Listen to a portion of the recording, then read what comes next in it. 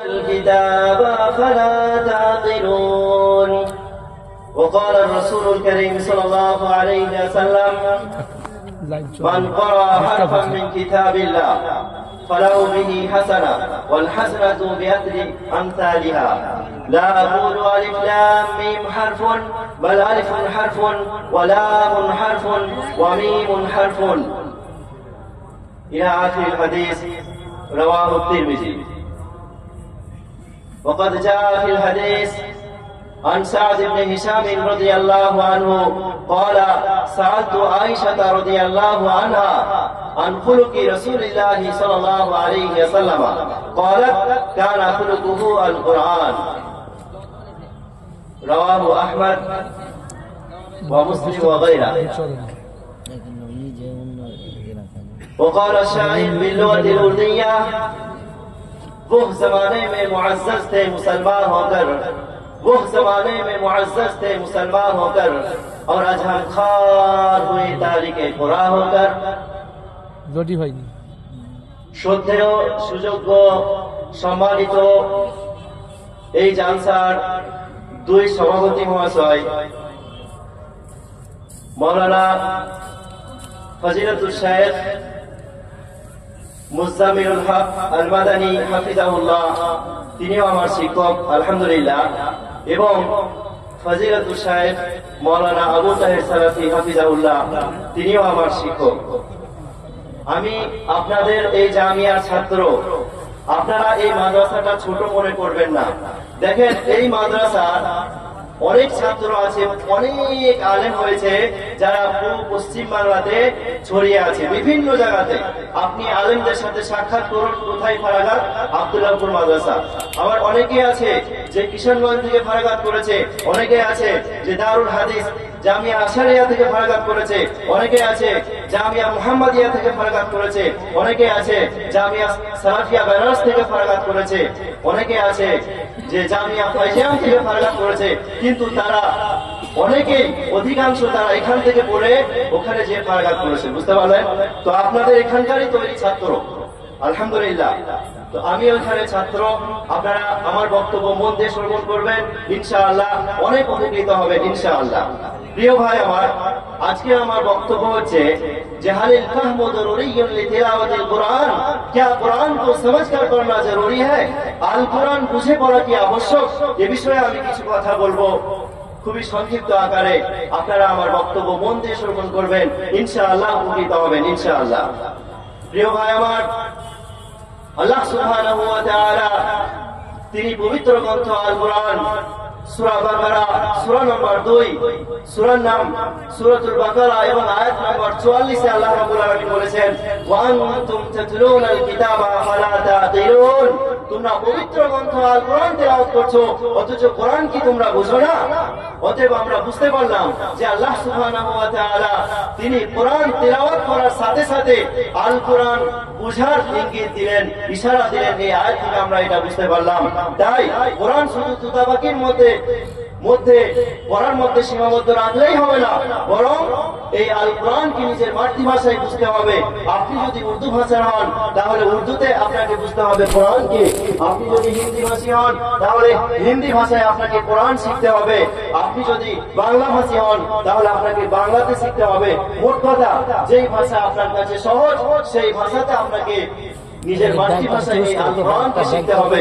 তবে তো আপনি তার নিজের জীবনে বাস্তবায়ন করে চলতে পারবেন। প্রিয় ভাই আমার, অনেক আগে বক্তব্য দিয়ে যান, তার শুরুতে একটা কথা বলেন যে আজকে আমি যে বিষয়ে বক্তব্য দেব এটাই হচ্ছে পৃথিবীর সব থেকে বেশি গুরুত্বপূর্ণ বিষয়।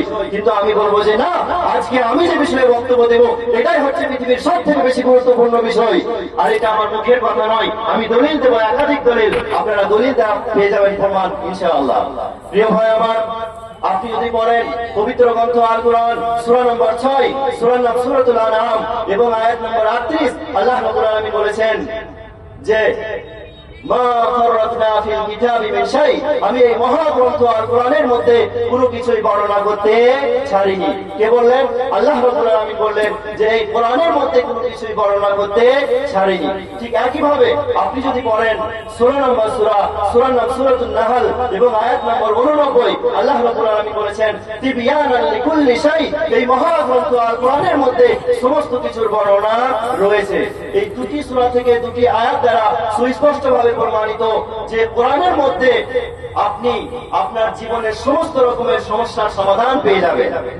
মোট কথা, আপনার জন্মের পর থেকে মৃত্যুর পূর্ব পর্যন্ত আপনার জীবনে যত রকমের সমস্যা আছে সমস্ত সমস্যার সমাধান আছে এই মহাগ্রন্থ আল কোরআনে।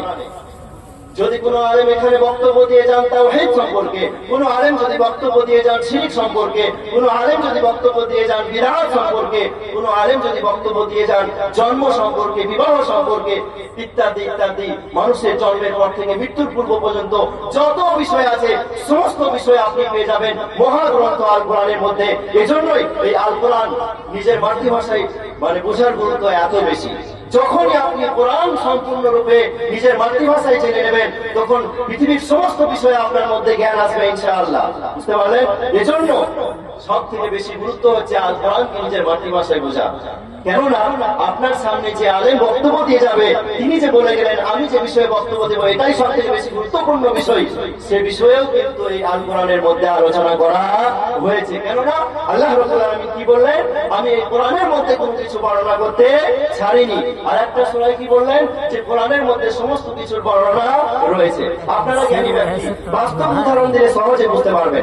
ধরেন আমি আপনাদের মধ্যে কোনো একজন ব্যক্তিকে বললাম যে আপনি বসে থাকেন, নিঃসন্দেহে উনি বসেই থাকবেন, দাঁড়াবেন না।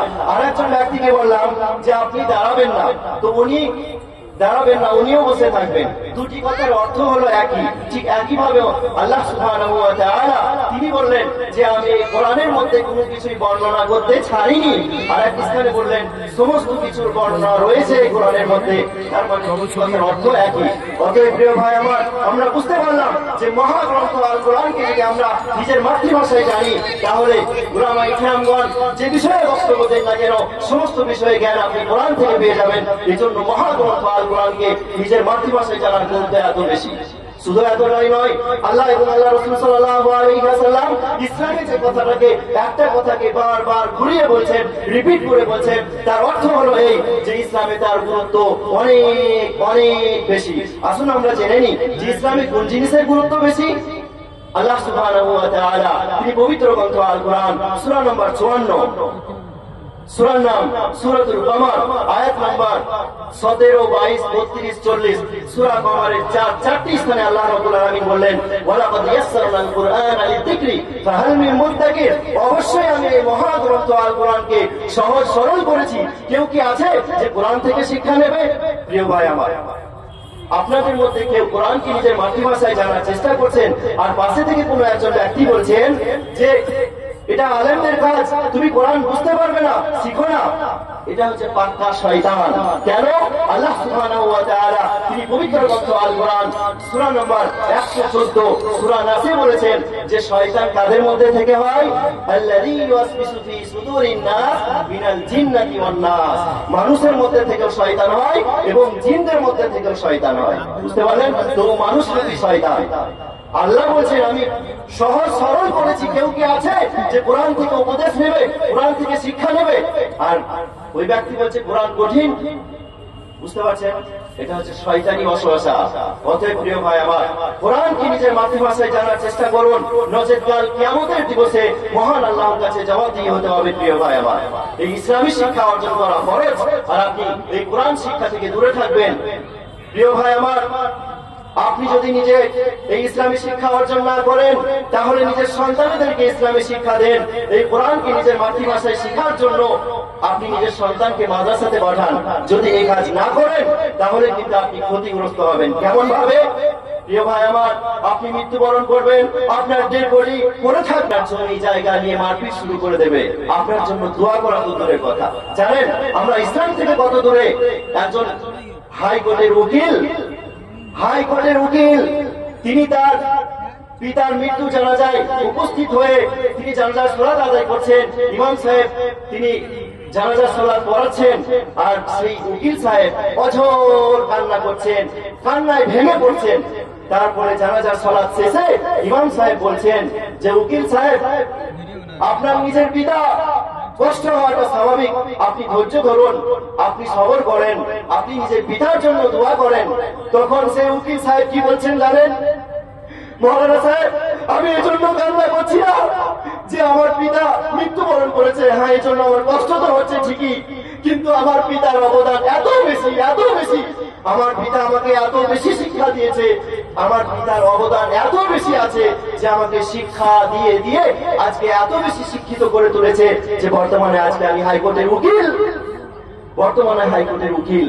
কিন্তু পিতার জানাজায় শেষ অবস্থায় আমি আল কোরআন নিজের মাতৃভাষায় বোঝা তো দূরের কথা, জানাজার সালাতের যে দোয়া আছে সেই দোয়াটা অর্থ নিজের মাতৃভাষায় বোঝা তো দূরের কথা, আমি আল্লাহকে কি বললাম, আল্লাহ তুমি আমার পিতাকে জান্নাতে দাও, আমার পিতাকে জাহান্নাম থেকে বাঁচাও, এই কথা বললাম কি বললাম না সেটা নিজের মাতৃভাষায় বোঝা তো দূরের কথা।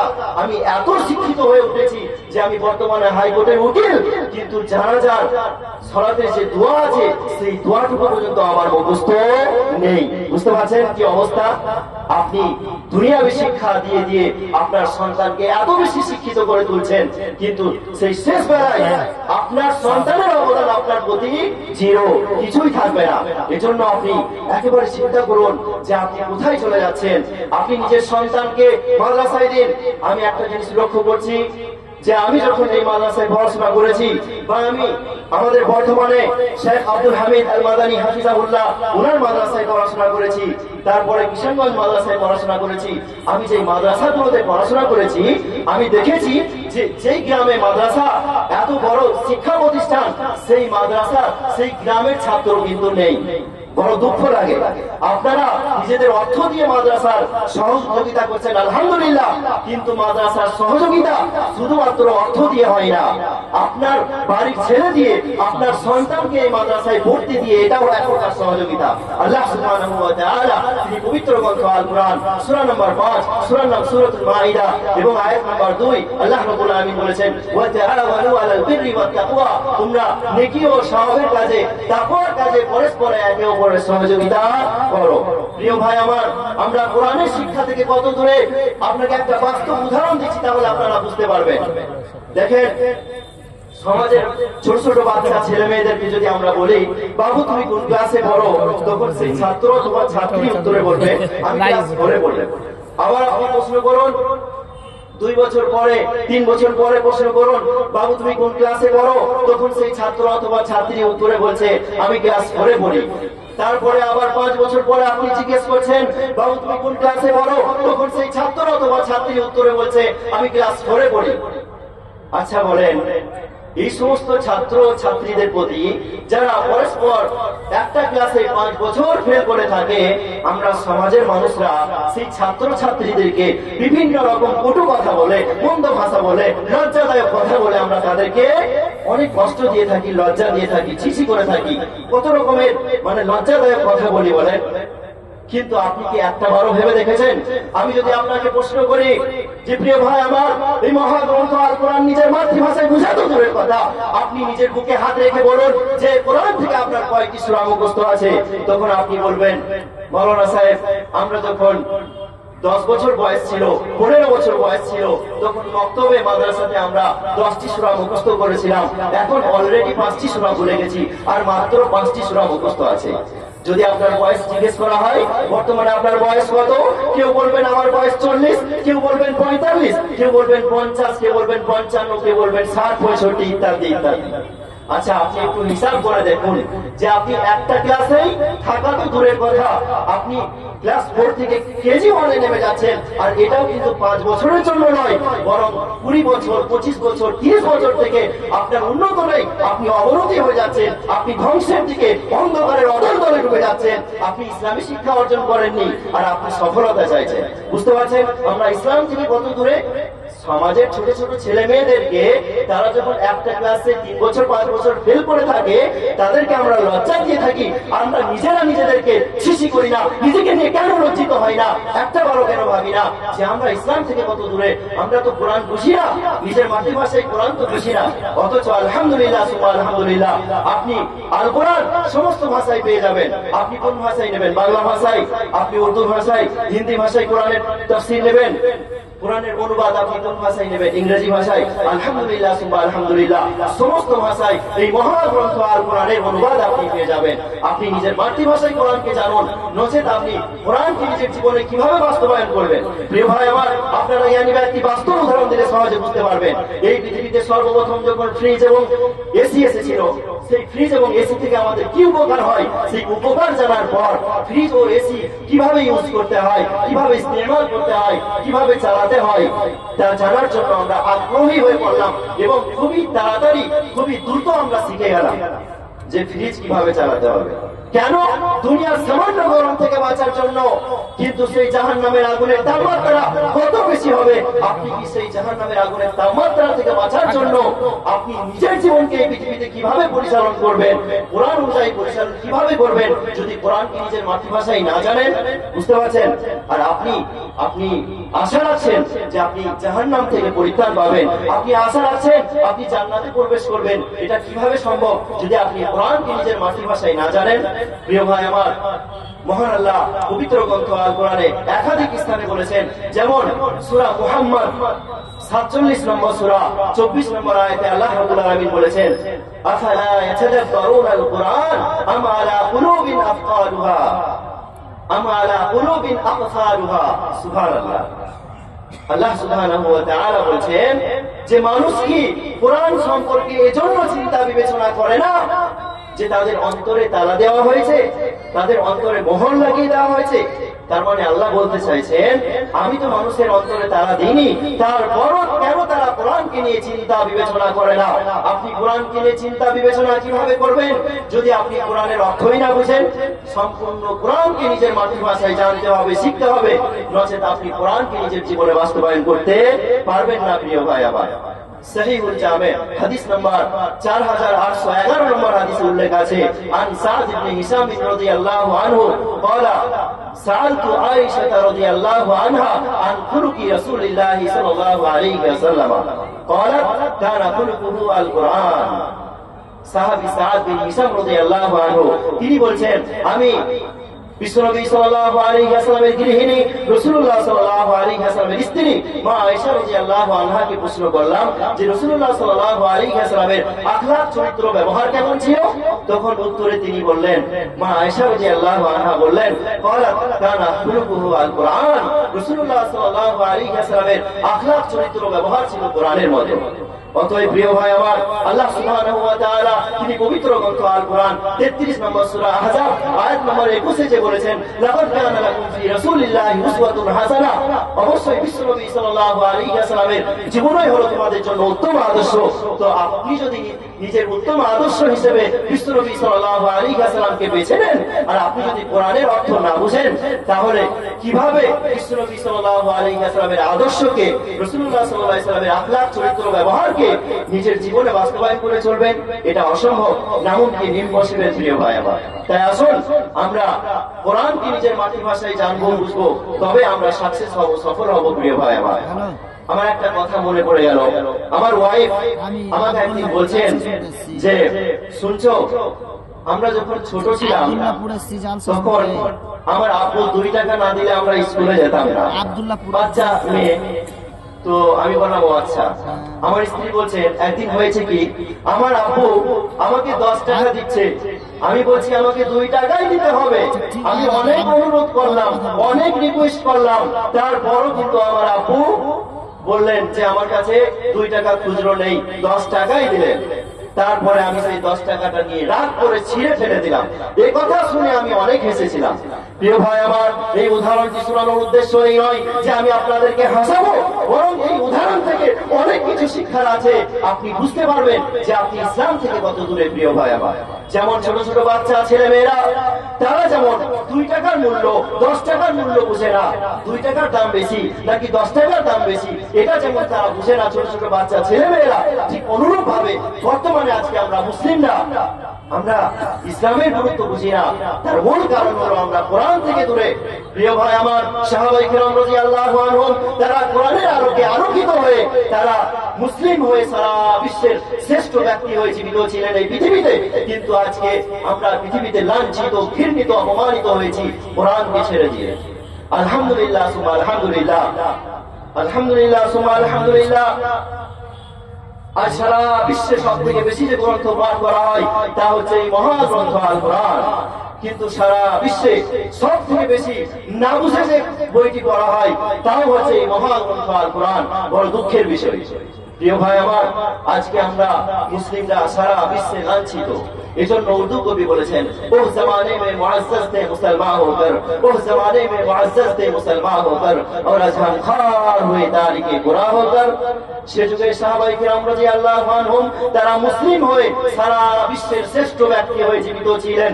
কিন্তু বর্তমানে আজকে আমরা মুসলিম হয়ে শুধু নিজের গ্রামে নয়, নিজের পাড়ায় পাড়ায় নয়, নিজের থানায় থানায় নয়, নিজের জেলায় জেলায় নয়, নিজের স্টেটেই নয়, নিজের দেশেই নয়, বরং সারা বিশ্বে মুসলিমরা লাঞ্ছিত, ঘৃণিত, অপমানিত, অবদস্থ, প্রতারিত হয়েছে শুধুমাত্র একটাই কারণ, কোরআনকে ছেড়ে দিয়ে, কোরআন থেকে দূরে থেকে। এজন্য প্রিয় ভাই আমার, কোরআনের মাতৃভাষায় নিজের আল কোরআনকে নিজের মাতৃভাষায় বুঝতে হবে, নচেত আপনি ক্ষতিগ্রস্ত হবেন, এতে কোনো সন্দেহ নেই প্রিয় ভাই আমার। তাই আসুন কোরআনকে নিজের জীবনে বাস্তবায়ন করার জন্য, ইসলাম জানার জন্য, বোঝার জন্য আমরা অবশ্যই অবশ্যই মহাগ্রন্থ আল কোরআন জানবো, বুঝবো।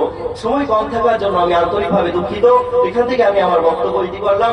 পরিশেষে আল্লাহর কাছে দোয়া করি, হে আল্লাহ, তুমি আমাদের সকলকে এই মহাগ্রন্থ আল কোরআন নিজের মাতৃভাষায় বোঝার জন্য আমাদের সময় বের করার তৌফিক দাও। কেননা আমাদের মধ্যে অনেকে আছে যে যারা পেপার, খবরের কাগজ ছোট ছোট লেখা 4 পৃষ্ঠা 5 পৃষ্ঠা দিনে শেষ করে দিচ্ছি, কিন্তু তাকে যদি প্রশ্ন করা হয় যে আপনি কোরআনের একটা আয়াতের অর্থ পড়েছেন, বলবে না, তাহলে সেই ব্যক্তিরা কিয়ামতের দিবসে আল্লাহর কাছে কিভাবে দাঁড়াবে, কোন লজ্জায়, যে খবরের কাগজ তারা পড়ে শেষ করে দিচ্ছে ছোট ছোট লেখা 4 পৃষ্ঠা 5 পৃষ্ঠা। তাই আল্লাহ তুমি আমাদের সকলকে তৌফিক দাও, আমাদের জন্য সহজ করো, যাতে আমরা এই মহাগ্রন্থ আল কোরআনকে নিজের মাতৃভাষায় শিখতে পারি, বুঝতে পারি। আমিন। أقول قولي هذا أستغفر الله لي ولكم ولسائر المسلمين آمين والسلام عليكم ورحمة الله وبركاته। ওয়ালাইকুম আসসালাম ওয়া রাহমাতুল্লাহি ওয়া বারাকাতুহু। আপনারা এতক্ষণ পর্যন্ত বক্তব্য শুনছিলেন মাওলানা সাকিব আল বুখারী।